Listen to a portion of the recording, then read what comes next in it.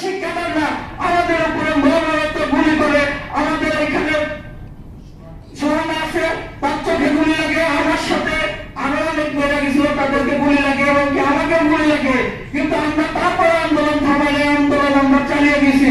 আমরা বলতে চাই, এই নতুন একটা বাংলাদেশ পেয়েছি।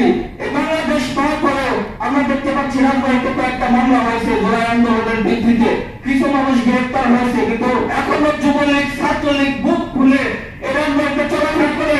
আমার ভাইরা, আমরা আতঙ্কে থাকি যে আমরা কোন সময় যেন আমরা যুবলীগের ছাত্রলীগের দ্বারা আমরা আহত হয়ে নিহত হয়ে ফেলবো। বাংলাদেশে বিভিন্ন জায়গায় আপনারা দেখবেন যে এই জুলাই আহতদেরকে মারা হচ্ছে এবং কি তাদের বিভিন্ন ভাবে বাড়িতে অগ্নিসংযোগ ভাঙচুর করা হচ্ছে। আমি আমাদের প্রশাসক মহোদয়কে বলবো, আপনারা যারা জুলাই আগস্টের ছাত্রলীগ যুবলীগ এখনো রাজবাড়িতে বুক খুলে ঘোরাফেরা করতেছে, আপনারা তাদেরকে গ্রেফতার করেন।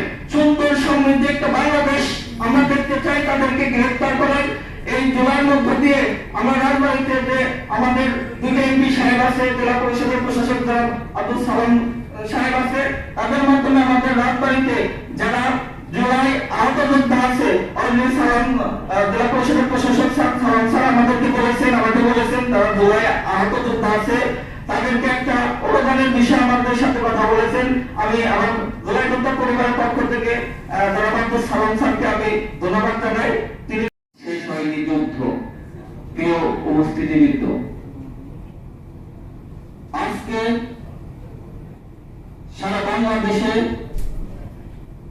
এই জুলাই শহীদদের পরিবার, আহত পরিবার, আহত বর্গগণ কি পরিবেশে আছে, আজকে আমাদের খুব করুণ অবস্থার মধ্য দিয়ে এই পরিবারগুলো আছেন, সেই খোঁজ খবর আমাদের বিভিন্ন মিডিয়ায় আসে, কিন্তু স্থায়ীভাবে আমাদের প্রশাসক মহোদয়গণ যারা আছে তাদের সাথে আমাদের যোগাযোগ হয় নাই। আমি জুলাইয়ের কিছু কথা বলতে চাই। সেই সময় যখন আমি রাজবাড়ী সঙ্গে তৎকালীন সময় রাজবাড়ী সঙ্গে দলের ছাত্র দলের যারা জীবন দিয়ে রক্ত দিয়ে শহীদ হয়েছেন তাদেরকে এবং সহমর্মিতা জানাই তাদের পরিবারকে, এবং